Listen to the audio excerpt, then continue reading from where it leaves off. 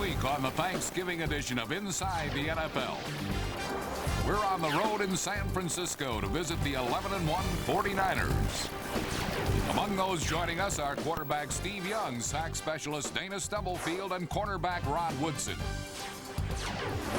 We look at the wideouts who have picked up their production after Jerry Rice got injured, Terrell Owens and J.J. Stokes. And a heartwarming tale of former Jet Dennis Byrd, whose life changed forever after suffering a broken neck.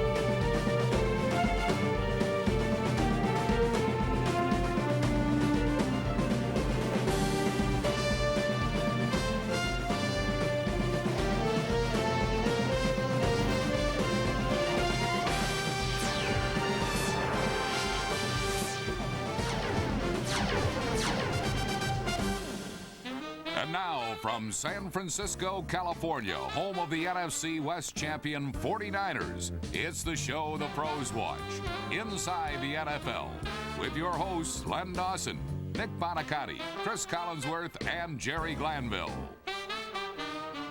Hello, everybody. Welcome to this week's show. All of us at HBO want to wish you a very happy Thanksgiving weekend. We're in San Francisco, one of the most beautiful cities in the world, famous for its cable cars, Fisherman's Wharf. You got Chinatown. They got a lot of fog here, too, as a matter of fact. Back there, you can see the Golden Gate Bridge. And over there, gentlemen, I see a real big rock. Jerry's home away from Alcatraz. There it is. Jerry had a scholarship for a year over there. Yeah, I had room and board. I know. I'm happy that I'm here and not over there. You know, Jerry, I know you know this, but in Spanish, San Francisco means St. Francis. This area was founded in 1769 as a missionary settlement. Well, the 49ers are on a new mission this year, and their mission is to win their 6th Super Bowl. Well, they got an excellent opportunity. They're the hottest team in the National Football League. They won 11 games in a row, already clinched their division. Nick, the only thing left for them to get is home field advantage throughout the playoffs. But you know, Lee, this is a much different San Francisco team than the one we knew under Joe Montana. When Steve Mariucci came in here, he said, we are not going to throw the football that much. We're going to protect Steve Young.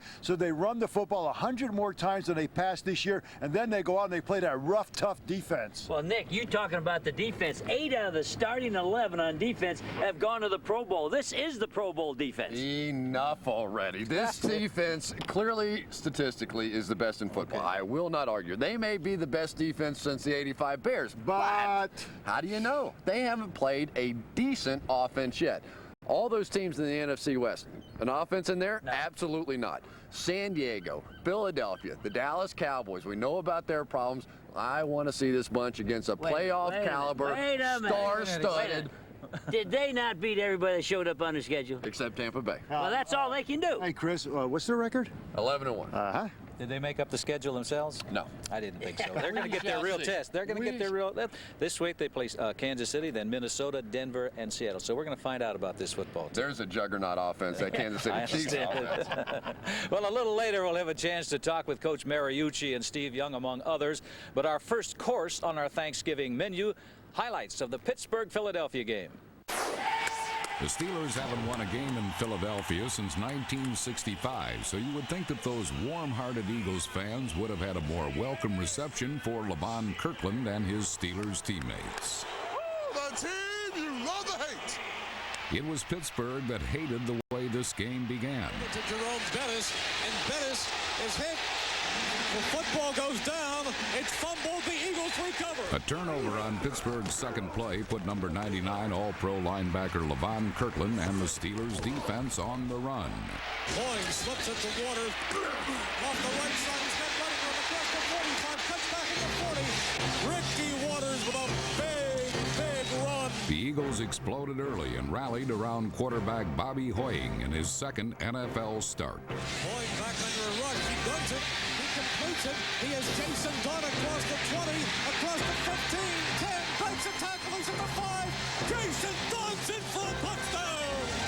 Tremendous running after the catch by Jason Dunn. He just pushed and shoved away. That's Jason Dunn's first touchdown of the season. Philadelphia scored on consecutive possessions against a Pittsburgh defense that hadn't given up a touchdown in 2 games. Going back under a rush. Fire for the end zone. Complete for a touchdown. After a first quarter collapse, the Steelers' defense sought to rebuild their shaken confidence. Listen, we can't worry about what's going to happen already. When we can take care of what's about to happen. Let's go back out there. Let's get the offensive ball. Let's tackle, man. Let's tackle. Go, let's go. Have some fun, man. What this damn thing's all about. There we go. 1, 2, 3. 1, 2, 3. All right, here we go. Falcon close even zone 1. Ready? Better defense began with better communication. I got the back. You get the tight end. Then continued with better tackling. Pittsburgh's zone blitz defense allowed only 3 field goals in the final 3 quarters. What's up? What's up? Let's go. What? We got him. What you want? What you want?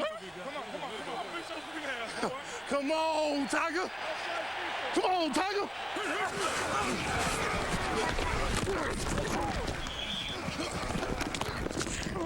Never.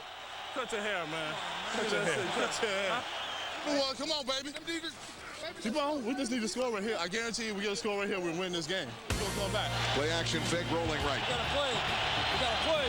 Cordell being chased, throwback screen. Here comes the bus. We gotta play. Touchdown, man. 25-20, 15-10. Bus rambling to the 5. Bus goes down and dives for that Steeler touchdown. But in the end, 3 interceptions by an opportunistic Eagles defense proved to be the difference in a 23-20 Philadelphia win.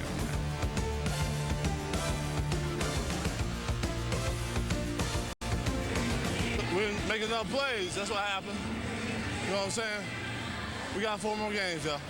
The Eagles weren't the only team that benefited from a change of direction last Sunday, but the Bengals really needed someone to take charge. If we run too far, then we're about to run all the way back down here. So we might as well. I'm telling you what to do. Let's go up and come back down here. Let's go halfway. Let's go to where John is and then come back. No, I don't like John. Okay, well, let's go to Kenny. I said let's go up there and come back down here. Well, let's go past John and come back. Follow me. The Bengals met the Jaguars last Sunday armed with something old and something new in quarterback Boomer Esiason. All right, here we go, Boomer. I write 84 Z-Moon. Watch the man. The Bengals responded to their new starting quarterback's proven touch. Ball pumps once, goes to the end zone. Touchdown, Tony McGee. It's 13-0 Bengals. While Boomer sparked Cincinnati, Mark Brunell ignited a Jacksonville comeback with an assist from tight end Pete Mitchell.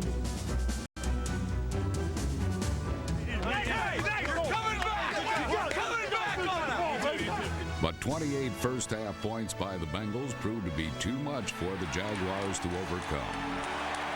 Great. Okay. Change his pattern from a go pattern to a full-blown old-time middle read. This off his cover, too. He's taking off. Sure, he's going right down the middle. One bombshell is hot, baby. Boomer pumps once, goes up the field. When it was over, Cincinnati's proven old pro had delivered one of the week's most surprising victories.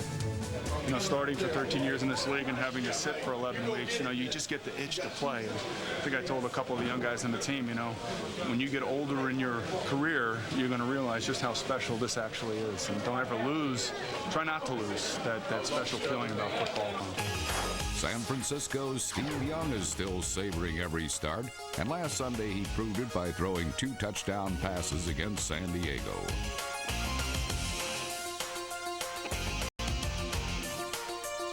The 49ers last faced the Chargers in Super Bowl 29, but while this score would be closer, the end result would be the same, a San Francisco victory.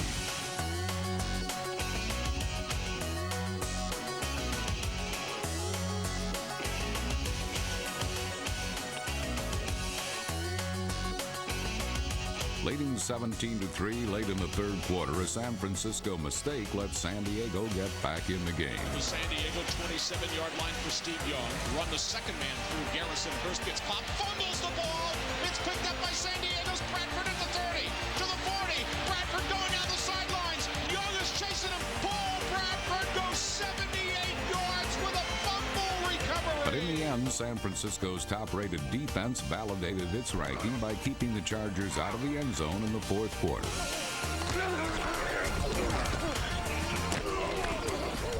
After After a 17-10 win over the Chargers, the 49ers will square off against another team from the AFC West this Sunday in Kansas City.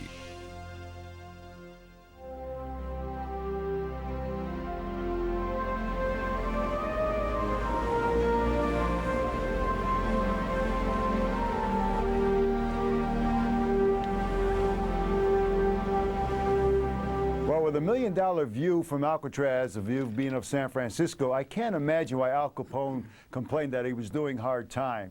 But our first guest is a man who's not doing any hard time. He's the head coach of the San Francisco 49ers, Steve Mariucci. And Steve, you're flying high here. You're 11-1. But you know, I get off the airplane here in San Francisco, and what do I see? Look at this, 11-1 and sinking fast. I mean, what is your response to this? That's the first time I've seen this, and you know, I just as soon say that we've just begun to fight, and we've got a ways to go yet. We have 4 more games, and it's a season in itself, and we're still fighting for home field advantage, and you know, we certainly have a lot of room to improve, and we hope to do that, and we have a big game in Kansas City this week. Well, you know, you follow George Seifert. Seifert followed Bill Walsh. I mean, here you have to win a Super Bowl or you're not really a good head coach. Is there a pressure cooker here? Yes, it is if you allow it to be. And I think that we as coaches can put more pressure on ourselves than the media and the fans and everybody put together. And as long as we try to stay focused and on one game at a time and not worry about what has been accomplished or what is 3 or 4 games down the road, just try to win the next game. That's kind of how we deal with it. It's not easy to do that, but this team has been pretty resilient and pretty good that way. Do you think you're running the ball too much? Right now you're running 100 times more than you pass the football. Is it just gone too much to one side? You know, I think if you have a defense that may be an inexperienced type defense or a defense that you think is going to give up a lot of points, then personally I would be more wide open on offense and feel that we've got to score more points. We've got to take more chances and outscore people. But that simply isn't the case here. We've got an excellent defense, and people shouldn't score a lot of points on us if we don't give them short fields. So that lends itself to being maybe a little more conservative or playing it a little bit closer to the vest. But the other part of that is we've got a quarterback that I would like to see stay around here for a while and try to keep him healthy. And that was one of our aims, is to run the ball more effectively, to take some of the load off of Steve Young. All right, your team has played so hard for you for the last 11 ball games. Do you have a special Thanksgiving gift for your team? Yeah, they're going to get out of here an hour sooner. Hopefully the players will get out of here mid-afternoon, and maybe the coaches will get out of here and have a nice family Thanksgiving dinner. Steve, good luck the rest of the way. I know you're fighting for home field advantage. Thank you very much, Nick. Back to you, Lenny. Steve Mariucci is one of the 3 rookie head coaches in the NFL, and he's got the best record in the league. But a lot of experts think there's another first-time head coach who should win Coach of the Year, the Giants' Jim Fassel. Ain't no more talking right now, baby! Ain't no more talking right now! We gotta take it to the next level, and this is the game we're gonna start it! Let's win on 3! 1, 2, 3!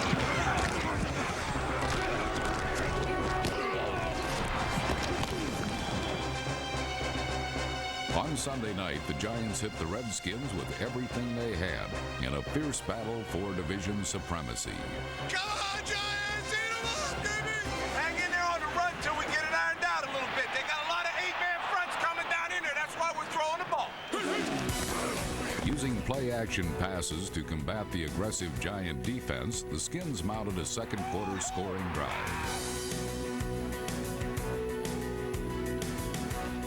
James Jenkins' catch and run set up Gus Frerotte for a short yardage touchdown run that may best be remembered for what happened after the play.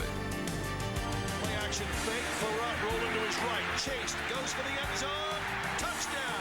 Washington Redskins. In celebration, Frerotte headbutted the end zone wall, spraining his neck and leaving the game. Meanwhile, the Giants had concerns of their own. Stay down low and get after them, man. That's through the roll and short yardage. Got it? Yes, sir. Hey, they're coming in. They're attacking us now. Get your pads down and get off the ball. Looks. Has to throw in the back of the end zone. He's got Callaway. Touchdown. Chris Callaway did a tightrope in the back of the end zone. From there, the 2 teams traded body shots until overtime.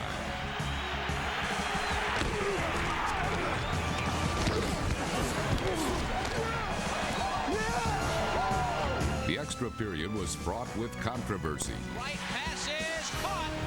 No, they say out of bounds was Westbrook. Now there's flags because he took his helmet off, and the Redskins are going to get pushed out of field goal range with 43 seconds to go in overtime.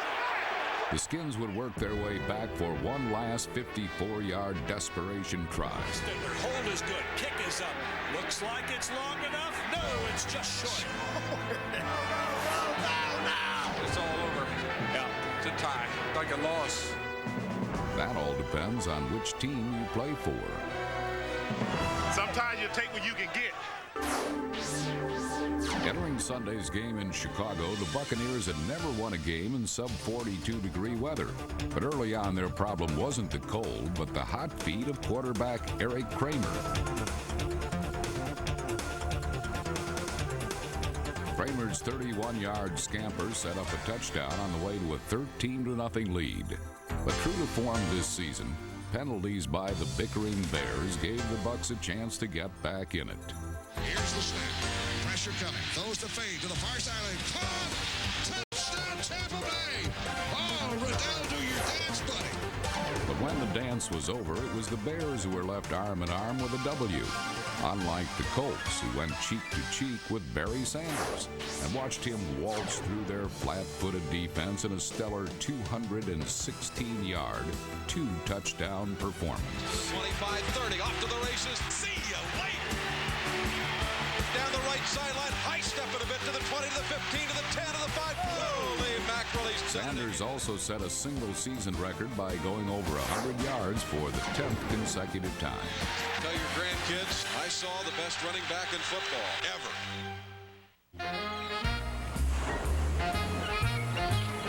Coming up on HBO's Inside the NFL. Revenge is sweet for the Green Bay Packers as they finally beat the Cowboys. And a special Where Are They Now on former Jets defensive tackle Dennis Byrd. As Inside the NFL's roadshow continues. From San Francisco, the home of the 11-1 49ers.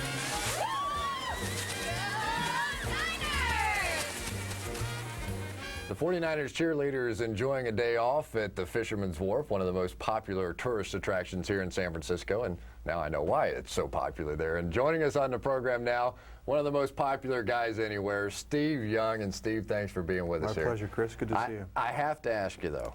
All right. This young lady in the newspaper here, Marry Me Steve, did you at least give her a wave? That's what I need, is a very demanding woman. You know? Not will you, not look, no options. So I had to go talk to her because, I mean, anyone's going to demand marriage without being sight unseen. That's a pretty good deal. You know, you've been on Super Bowl teams. You've won a Super Bowl. You've been there. But guys like J.J. Stokes, Terrell Owens, Garrison Hurst, they haven't been there. So, I mean, you guys are sort of like, you know, waiting to put the pedal down, but maybe you got to push it a little bit now. Well, but yet we've had a real growth curve already. Even though there's some concern that it's conservative, we've been pushing it pretty well so far. I think we've taken some young guys that have never played very much as a group. Usually you have a new guy, you know, one new guy. Well, we got new guys that have to carry the team. So beginning of the year, we were really rough, and we had to learn to walk, and now we're starting to run. And I think the thing is that maybe we're not as explosive as maybe if we had been together a few years, but we're there. Now, to me, the growth curve has to get real steep, because for the playoffs, as you said, we're going to need those big plays. And so, I feel like we're not just baby stepping this thing. We're trying to push as hard as we can. I know how the relationships between quarterbacks and head coaches work. I know you've probably been in Mariucci's office saying, come on, it's time, let's pick it up a little bit. What does he say back? You know, he's a guy that wants to, he wants to gash people. He really does in his heart. And so I think that he's got concerns to keep the quarterback healthy by not drop. Last year we dropped back 50, 60 times a game. And he recognized that as something you probably don't want to get in the jam with. We needed a running game. He wanted to develop that. So, yeah, I think that we're now on the other side of that saying, okay, we got a pretty good running game. We're not dropping back. Let's get going. And I think, you know, we're pushing for that, and we just got to come up with some bigger plays. I look in your eyes, and it looks like all the passion is back. Some of the doubts from that first game, the concussion, and all this Steve Young should quit and all that kind of stuff. But you're having fun, aren't you? Yeah, we really am. And it's been fun with these young players that have come on, JJ and Terrell especially. And when Brent was hurt, Greg Clark and Garrison being a new player, we've really got a whole new group of guys. And being in practice and saying, hey, you got to watch this, you got to do that, and kind of being another coach and helping out on all the routes. And it's fun to have them learn and be eager and then go out and do it in a game, make a big play, and give them a high five and, you know, be a part of their growth too. That's been a fun thing for me this year. Steve, thanks for being with us. I know, I get excited, don't I? You're a little jacked up, aren't you? Yeah, you could, come on. No, I don't think so. You know better. Thanks for being here, bud. Back to you, Lenny. The 49ers have fashioned quite a dynasty, haven't they? It doesn't seem to matter who plays quarterback, Young, Montana. It doesn't matter who coaches, Walsh, Seifert, Mariucci. And so far, they haven't missed a beat when Jerry Rice went down with an injury. Brian Burwell explains.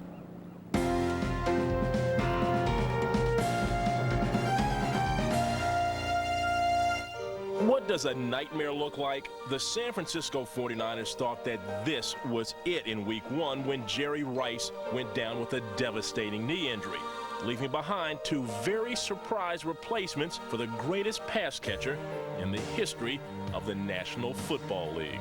You never see Jerry get hit or, you know, and he just lay on the ground. You know, he's always going to pop up, even if he just, for a split second or a second or two, he's always going to pop right back up. It was surprising. I think we saw him helped off the field, and that's the first time anybody had ever seen that. So we kind of looked at each other and was like, no, we got to just go out there and play. You know, after that, we got real close that week and knew what we had to do and what we had to accomplish as far as making every play and getting the ball in the end zone and helping the team put points on the board. And I think we've tried to do that. Jerry Rice, that is the legend that every wide receiver aspires to, and more than a few have actually dreamed the dream of being the next JR. But you know what? Dream it's one thing. Actually doing it is a whole lot tougher. JJ had shown signs as a rookie that he could play in this league, and he had some exceptional games. Terrell replaced JJ a year ago and did an outstanding job for us. So I knew that we had some guys who could play. From underused understudies with only 91 combined receptions in their brief NFL careers, Terrell Owens and JJ Stokes suddenly found themselves the focal points of the 49ers' celebrated passing attack. And maybe it'll stay that way when Rice returns. When I went down, I think those guys really took it upon themselves to make a name for themselves, you know, not Jerry Rice. And, you know, it was a great opportunity for them. You know, when I come back, you know, I just want to really let the game come to me.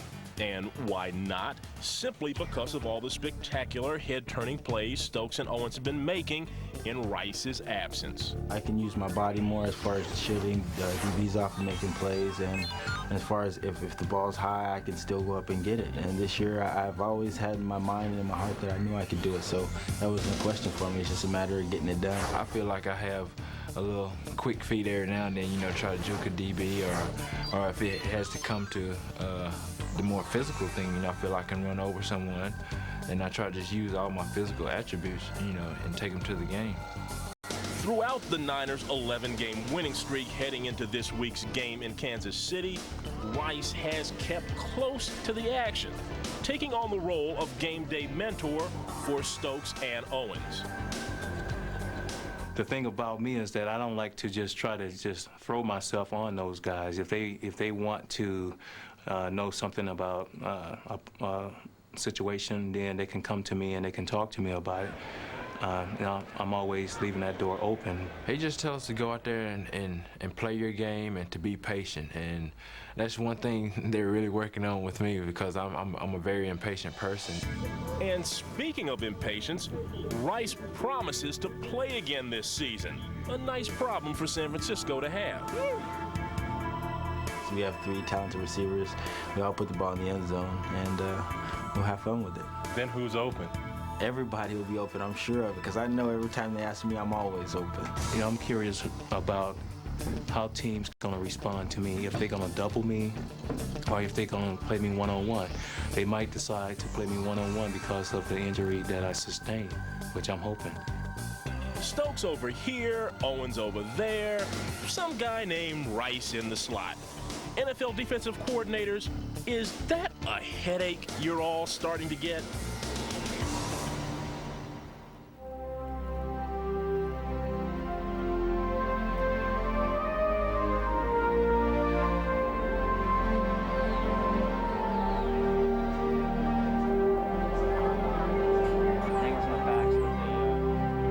When Jerry Rice went down with an injury, it took 2 players to replace him, but Owens and Stokes, Chris, have done an outstanding job. And let's face it, those guys were never going to get thrown the football in clutch situations as long as number 80, Jerry Rice, was on the field. But since the injury, those guys have stepped up and made some plays, and really the 49ers team is better off for it now. J.J. Stokes, I believe, really turned his entire career around when he had an opportunity to play when Jerry Rice got hurt. 2 teams in the National Football League have turned their seasons around compared to last year. Tampa Bay and the New York Giants, they'll meet this Sunday at the Meadowlands. I'm beginning to believe that the weather has a factor when the Tampa Bay Buccaneers play. They say they can't win if it's less than 40 degrees. Last week in Chicago it was cold, and I think it's going to be cold in New York this week. And what happened to the Buccaneers? As soon as we start bragging on those guys, they go right in the tank. I think maybe they had to be reading their own press clippings in Tampa after that big win over New England. Go up to Chicago. 35 yards rushing in that football game. Trent Dilfer can't carry that team. Well, it's not going to get any easier this week. They play against a Giant defense that is playing outstanding. Last week, they shut down Terry Allen. They are ranked 25th in the league, but they only give up a little over 3 yards per rush. Mike Strahan, Jesse Armstead, they will shut down Allstott and Dunn, and the Giants will win. Well, the fun of this game, Nick, you talked about Mike Allstott. This game, you have the 2 best fullbacks playing football today, Mike Allstott and Charles Show Me the Way. This is going to be a power running game. The entire game is going to be fun. And I don't care what the temperature is. That doesn't matter because the Tampa Bay has given up the 3rd fewest points on defense. They win in New York. You don't care what the temperature is in New York because you're not going to be there. You're not going to be there. I think we all agree that the quarterbacks are not going to win this football game. Dilford and also Cannell. Cannell, I saw him last week against Washington. His eyes were that big because he was so concerned. I think it's going to get down to the special teams, the kicking game, because it's going to be low scoring, and I think the Giants should have the advantage of knowing the wins at the Meadowlands. Maynard and Deloiso. That'll be the difference. The Giants will win. Well, what do you think Danny Cannell's eyes are going to do this week? That'd be about that big when Chidi Ahanotu and Brad Culpepper and Warren Sapp start coming after him, because right now this Giant offensive line just not pass protecting very well. I like Tampa. Well, the Buccaneers will have a tough time at Giant Stadium, but at least they won't have to face what the Cowboys faced last Sunday, trying to beat the Packers at Lambeau Field. Hey guys, let's start fast. Now start fast and then get something done. Let's go execute on 3. 1, 2, 3, execute! While the Cowboys' attitude was all business, the Packers was all emotion. Let's get the field. Let's dominate these guys. Dominate. 1, 2, 3. Here's Brett, straight back in a pocket, looking, breaks down and comes over the middle. That'll be a touchdown to Dorsey Levitt. Green Bay went up 7-3 before the Cowboys seized the lead thanks to some not ready for primetime plays by the Packers. Favre, as great as he's been, the fact that he will make a big mistake from time to time. He goes back to throw, wants to pump it, now comes off to the sideline. Picked off by Dion, and he'll score a touchdown.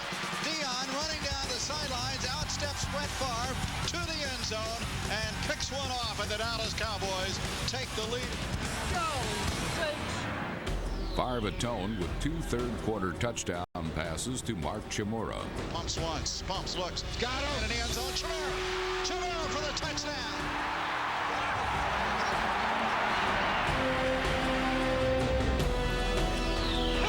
Down 24-10 entering the 4th quarter, Dallas quickly cut the deficit to 7. Aikman hands off to Emmitt Smith. Straight back left inside the 15 to the 10 to the 5. Touchdown. An easy run for Emmitt Smith. Boom, back comes the offense, and it gets this team right back into the game. Let it go. Let it go, Emmitt. But the rest of the game was all Green Bay. Now Loftus got him. Touchdown. We got some time left. Dallas is a good team. Let's go out and kick these in the mouth, man. We owe these.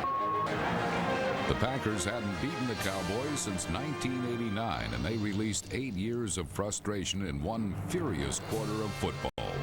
Running back Dorsey Levens pounded the Cowboys into submission, and on his 2nd touchdown of the day, he broke Jim Taylor's club record with 190 yards rushing. Touchdown by Dorsey Levens as he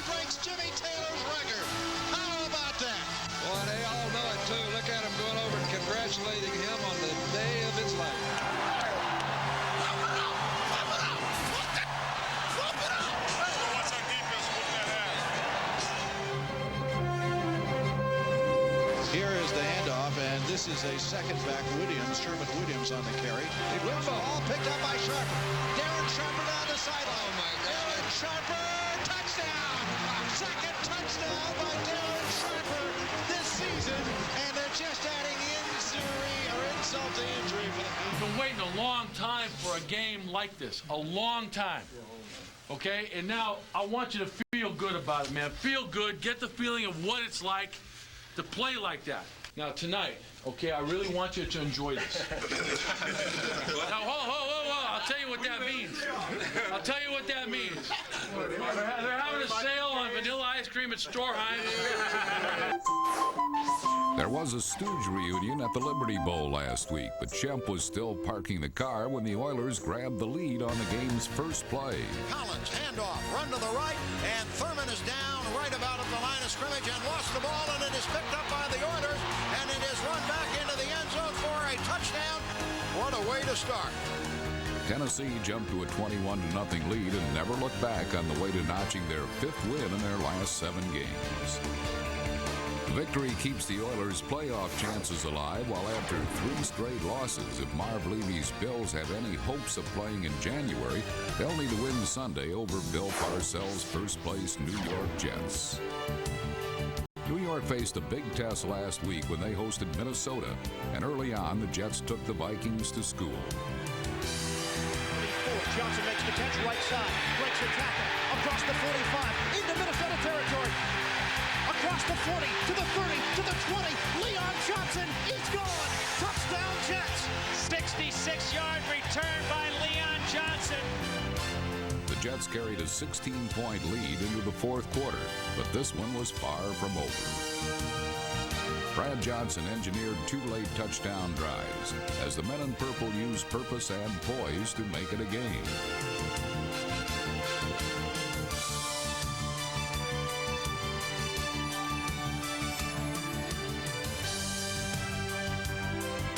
Andrew Glover's touchdown catch with no time remaining made the score 23-21. And after 60 minutes, it came down to 1 play, 2 points, and 3 yards. This is the ball game. Oh, baby. After battling back through the air, Minnesota turned to its ground game to try and force overtime. Handoff, Smith trying to bust out to the right side, and he's brought down at the 5-yard line. The Jets hold on. They win 23-21. With the win, the Jets improved to 8-4, their best start since 1986.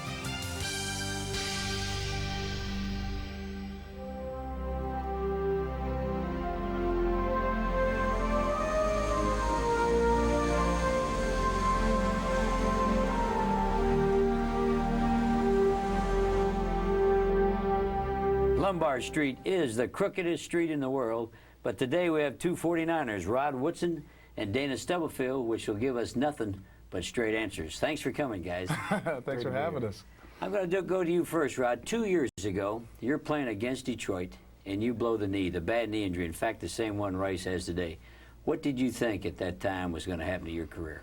No, you never know. You know, it's a part of football you never really think about. A major injury like that, and when it happened, after I talked to the doctors, I'm thinking about just trying to get back into play.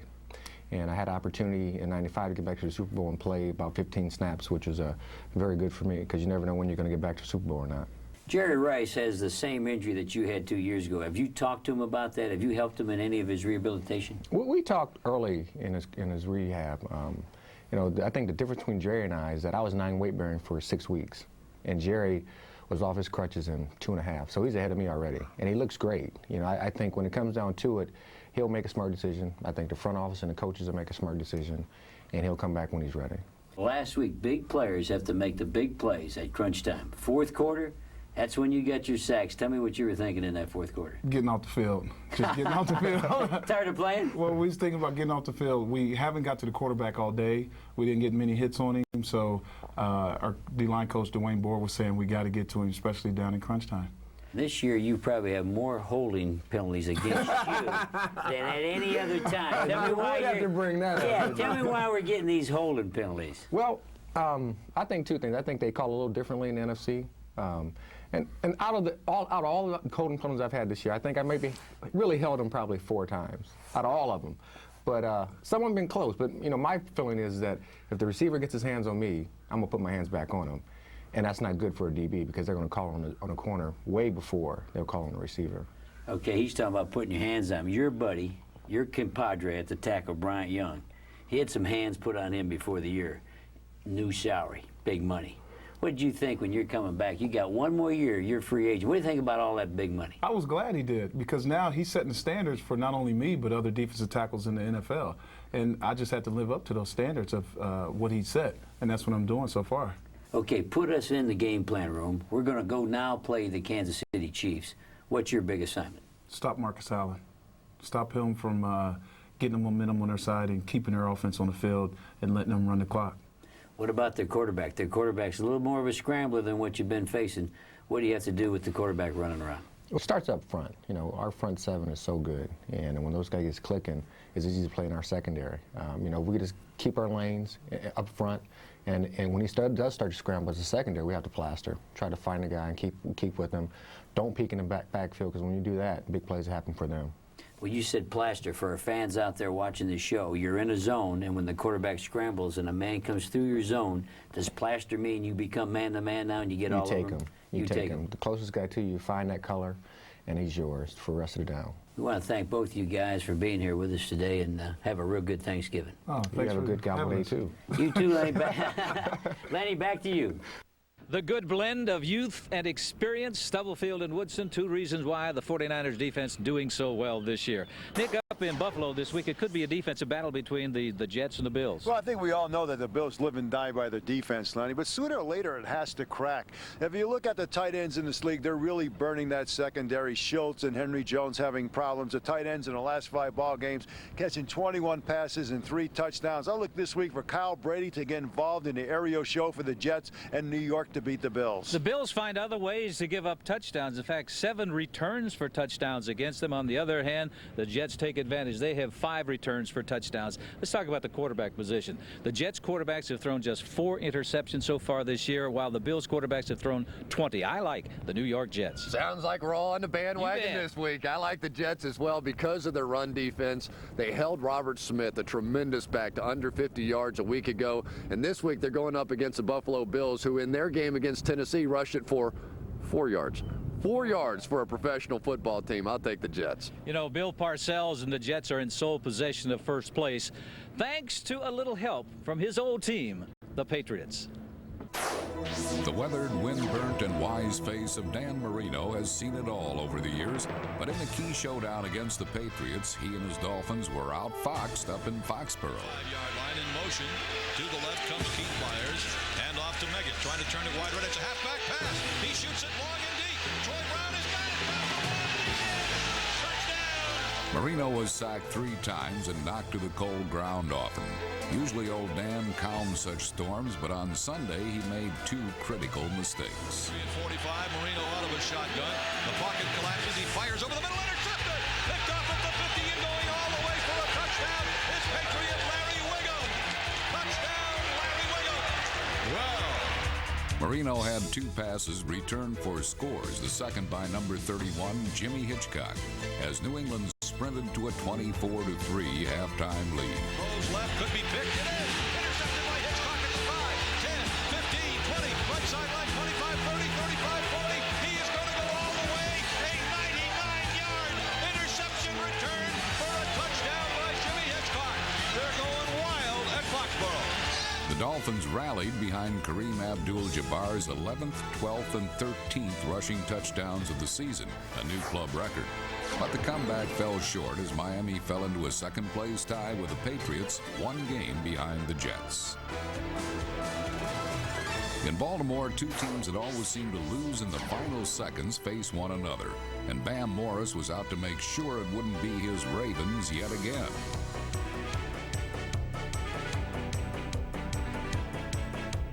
Morris pounded out 88 tough yards and a touchdown, but late in the game, Jake Plummer rallied Arizona, and the Ravens' fate came down to the final play for the 3rd time in their last 4 games. Crowd is making a lot of noise.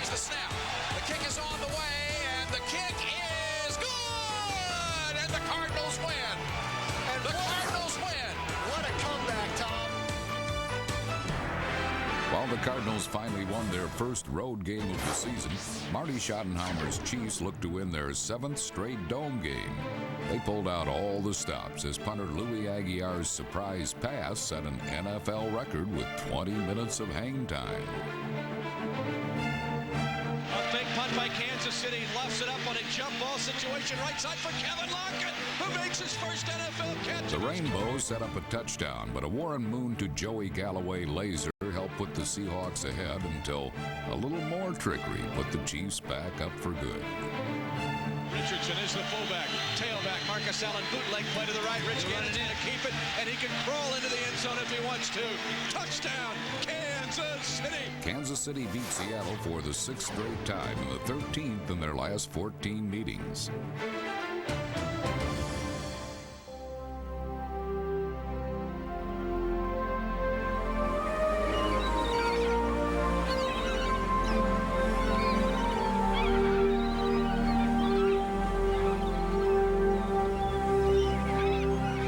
Palace of Fine Arts, built in 1915. It is a sturdy building because it survived fires and earthquakes. I visited yesterday. It is a beautiful place. And the San Francisco 49ers will visit Arrowhead Stadium to take on the Chiefs this Sunday. Will they make it 12 in a row? Well, the Chiefs may think there's another earthquake coming, and that's the 2 guards for the San Francisco 49ers. Brown and Gogan are huge. No longer 2 little guards pulling for sweeps. Man-to-man, 350-pound blockers, straight ahead, out of the I formation, power football at its best. Well, the guards helped the running game, but the big move on that offensive line was when they took Derek Deese and put him over at left tackle. But he's going to have his hands full this week going up against Derek Thomas. And Derek Thomas has to win that matchup in a big way for the Chiefs to have a chance. I think he will, because Deese comes in a little nicked up into this one. Derek Thomas will not win that matchup. I'll tell you why. Deese is not the best offensive lineman. He's not the biggest offensive lineman. He is the toughest offensive lineman on the 49ers. He'll win that battle, and the 49ers will win the game. Hey, former head coach, wrong. I saw it last week. Junior Seau, San Diego Chargers, running by these big, strong, hardy, overweight offensive linemen of the San Francisco 49ers. Totally disrupted the running game. This is going to be strength against speed. I think the edge goes to Kansas City. Kansas City has Derek Thomas. He isn't the only one with a great deal of speed in that linebacker position. Donnie Edwards and Anthony Davis, terrific speed, big playmakers, and they have a better understanding of what the defense is all about. Plus, the cornerbacks Dale Carter and James Hasty are playing extremely well. Hasty can lock up against anybody. He did it against Thigpen with the Pittsburgh Steelers. Kansas City will win this matchup. 2 of the hottest defenses in football, very similar running games. Comes down to the matchup at quarterback. You have Rich Gannon going up against Steve Young. No and Lenny. Elvis, no Elvis. Lenny, if I'm not mistaken, Mark Brunell really gave this defense fits early in the year. The mobility, the being able to move around, escape the pass rush. That's the reason I like Steve Young and the San Francisco 49ers. Well, Steve Mariucci said we don't have to score a lot. But, Steve, you do have to score, even though you got a great defense. Last time I looked, Kansas City's defense, last 7 ball games in the second half, they have not given up a touchdown. I like Kansas City. And it's tough to win at Arrowhead. All you have to do is ask the Pittsburgh Steelers and the Denver Broncos. The Chiefs are still trying to catch Denver in the AFC West, a task made more difficult after the Broncos whipped the Raiders on Monday night. Sometimes a new perspective yields insight, but it didn't take a genius to figure out that the Broncos had Jeff George running for his life Monday night. Terrell Davis evaded Oakland's tackles for 3 touchdowns.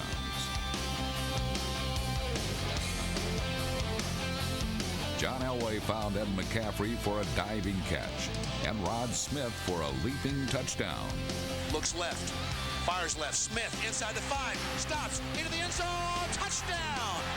The game ended as it began, as George never had enough time to be effective. The Broncos improved to 7-0 at home this year and dragged their bad selves to another win to hold on to first place in the AFC West. Fans in St. Louis are always looking for new ways to amuse themselves because it sure hasn't been much fun watching the Rams this season. Last Sunday, however, the home team actually provided the crowd some entertainment on the field. The ball comes out. It's picked up by Leslie O'Neal. O'Neal is goal line to the 30. He's to the 20, 15, 10, 5, 62 yards. Touchdown, St. Louis. The visiting Panthers also wowed the crowd with a tremendous effort by wide receiver Muhsin Muhammad. Quarterback Kerry Collins at one point connected on 12 straight passes, including a 59-yard touchdown strike to Rocket Ismail. Trailing 16-10 in the fourth quarter, the Rams were in danger of dropping their 8th straight game. Y'all just keep balling, man. Hey, the offense gonna get this going. Keep balling, baby. St. Louis had one final shot to pull out a victory with just over a minute to play. 4th and goal from the 1. Ripper's going to roll to the right.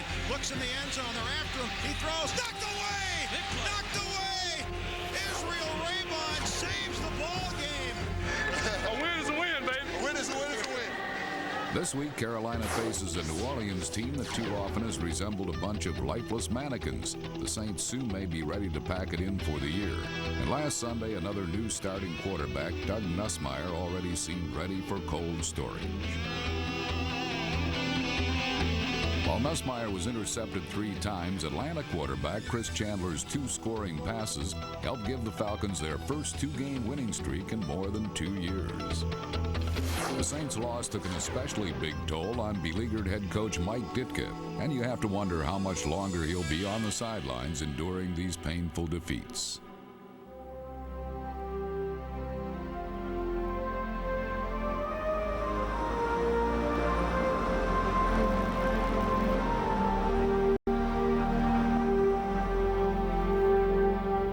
Coit Tower, funded by Lily Coit, whose life was saved by San Francisco firefighters. Coit Tower, a tribute to them. Joining us now on the program, our own Gary Myers. And Gary, I remember the very first show of the year in which you said that Jerry Rice intended to come back this season. I sort of scoffed at it, but it looks like it's going to happen. Chris, I really think it's going to happen now. He's supposed to start practicing next week. He's picked December 15th as his target date.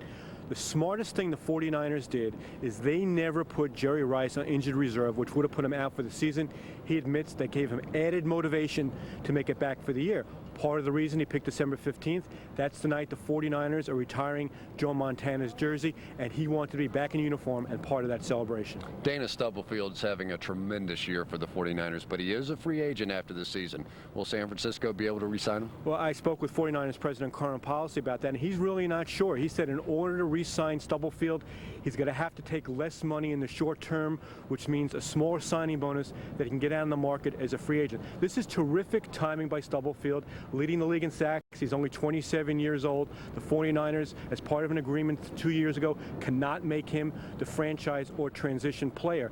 Neil Cornrich, who's Stubblefield's agent, said that Stubblefield would like to remain in San Francisco and play the rest of his career with the 49ers. There's a very good chance that Dana Stubblefield will become the first $5 million a year lineman in the NFL. The San Francisco 49ers and their schedule has been a subject of, or really around the National Football League this entire year. Will expansion change the fact that they play in such an easy division? Yeah, I think there will be realignment when the NFL goes to 32 teams, but that's not going to be for a while, Chris. They're going to go to Cleveland as an expansion team in 1999, and then it'll probably be not until 2002 or 2003 before they'll go to 32 in LA or Houston, which means for the time being, the 49ers will be the beneficiary of a very easy schedule because their division is so weak. How about Mike Ditka? Really a big blow up after the game last week. What's going on there? Well, after those comments he made about his future in New Orleans, the day after the game, the morning after the game, Saints owner Tom Benson spoke with Ditka, a brief conversation saying he still fully believes he's the right man to turn around the Saints, believes it as much as he did when he hired him in January. The Saints are confident that Ditka will coach out the 3 years of his contract and hopefully beyond. All right, Gary, we'll see you back in New York next week. Okay, Chris. Well, they say that miracles don't happen anymore, but after you see the story of Dennis Byrd, you just might change your mind.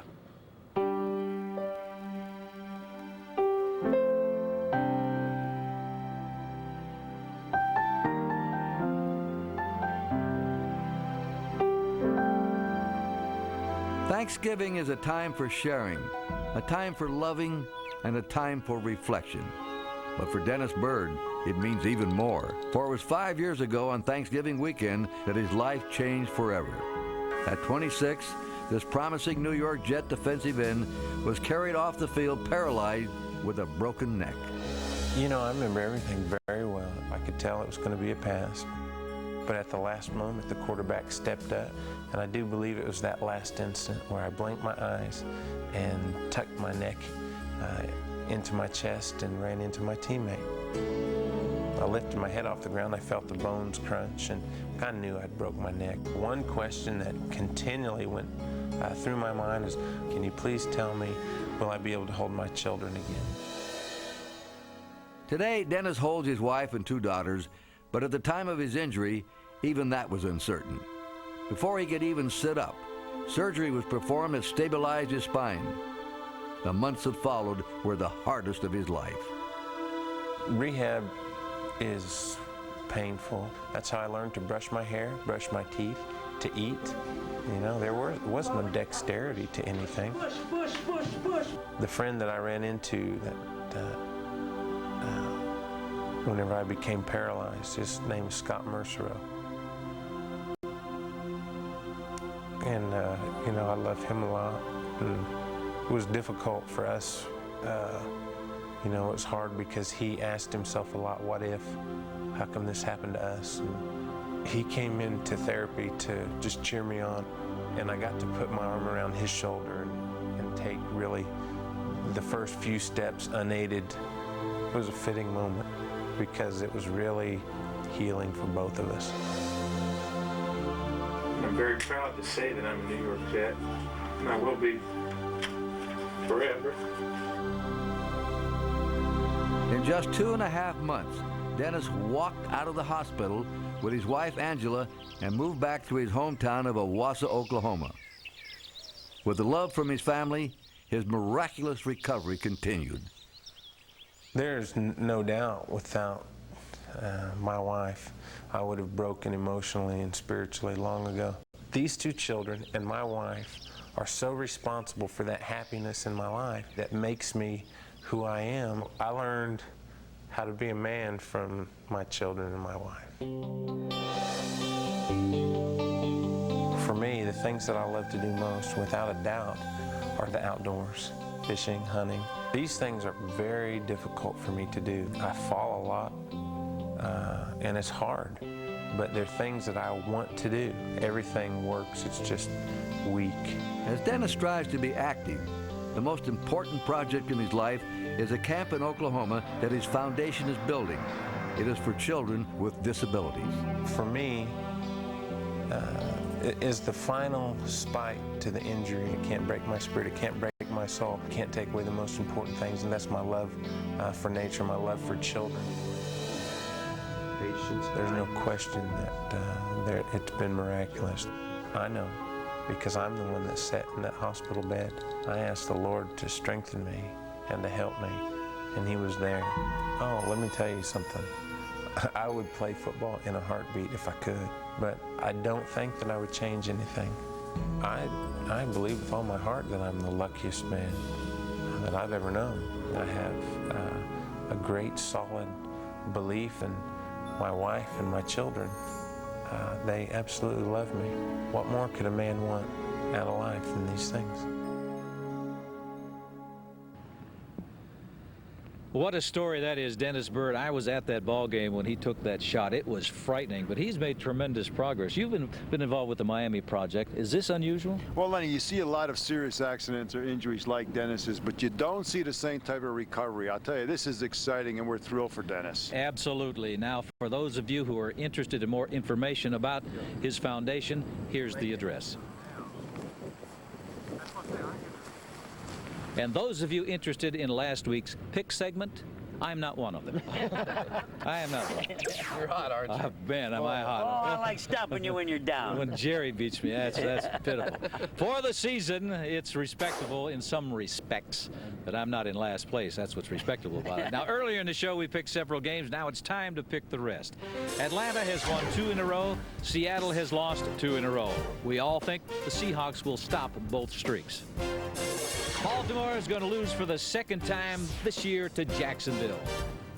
The Boomer Esiason was great last week against Jacksonville, but he and the Bengals won't win 2 in a row. Philadelphia will defeat them. Indianapolis will fall to New England. They got back on track last week. Mike Ditka will have New Orleans all fired up Unfortunately, being fired up doesn't mean you're going to win. Carolina will win that game. Pittsburgh will keep pace in the AFC Central with Jacksonville. They'll defeat Arizona. The Rams travel to Washington. The big question is, who's going to run into the wall, the Rams or Gus Frerotte? We think it's the Rams, and the Redskins will win. And Denver will easily top San Diego. Now for the rest of the games in more detail. We've got Miami at Oakland. The Dolphins' Dan Marino last week, 38 of 60, 389 yards. 3 terrible interceptions, 2 of those going back for touchdowns. But don't blame the Miami Dolphin defense. The Dolphin defense is playing better each week. In fact, they got 2 rookies that were injured earlier that are playing excellent. Sam Madison is doing a good job on pass coverage, and Jason Taylor gives him the speed outside pass rush. I'm going with the Dolphins. Yeah, Jimmy was so impressed with Sam Madison. He put him in as the starting cornerback and moved Calvin Jackson back to safety. So they have a lot of speed now in that Miami secondary. They'll need it against Oakland, but I like the Dolphins. Now, I don't know if you guys know this, but even in the great heydays when I played, the Miami Dolphin organization has never beaten the Oakland Raiders in California. But this is a game where their backs are to the wall. Jimmy Johnson will not permit them to lose. I like Miami. Dan Marino is not going to throw 2 passes, go to the other team for touchdowns the other way. Plus the fact Albert Lewis, fine defensive back for the Raiders, not playing in this ball game. The Raiders are unbelievably bad right now. I like Miami. We've got Green Bay at Minnesota. The Packers have scored 83 points in the last 2 games. Lenny, Mike Holmgren has never defeated the Minnesota Vikings in Minnesota since he's been the head coach of the Green Bay Packers. But right now, this Packer offense is so hot, I'm staying with the Pack. You know, when Minnesota was 8-2, they led the NFL in third down conversions. Now they've lost 2 in a row. They're only 6 out of 27 tries. That's not winning football. I like the Pack. You like the Pack. I'm mad at the Packers. In fact, all Packer fans should be mad at the Packers. All stockholders. Dorsey Levens, 190 yards rushing. Now they'll go and forget about him for 2 or 3 weeks and make Favre do it by himself. Keep feeding Dorsey Levens. You could win out. Let Favre do what he does, but I'm still going with the Packers. There's some logic. That's logic right there. Right. You know, the Vikings lost their starting center, and that's Jeff Christie. Means the new guy is going to have to go against Gilbert Brown. I don't like that matchup for the Vikings. I like the Green Bay Packers. That's our show for this week from San Francisco. We hope you have a very enjoyable Thanksgiving weekend. Whoa. Chris, Jerry, while we were out doing interviews, where was he? Where was he? Where were you? I love this town. You know what? Because people recognize me. Everywhere you're large here. People recognize me. Feeds on my ego. It happened to be just a little while ago when I was on a streetcar. That was so great. Yeah, it was a lot of fun. Yeah.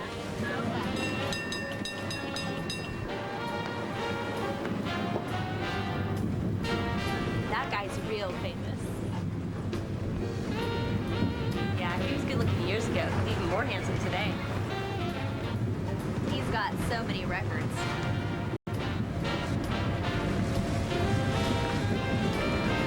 Do you mind if I look at that book?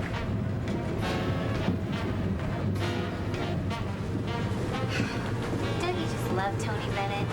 Yeah, he's the best. He's great. Yeah. From all of us in San Francisco, we wish you a happy Thanksgiving.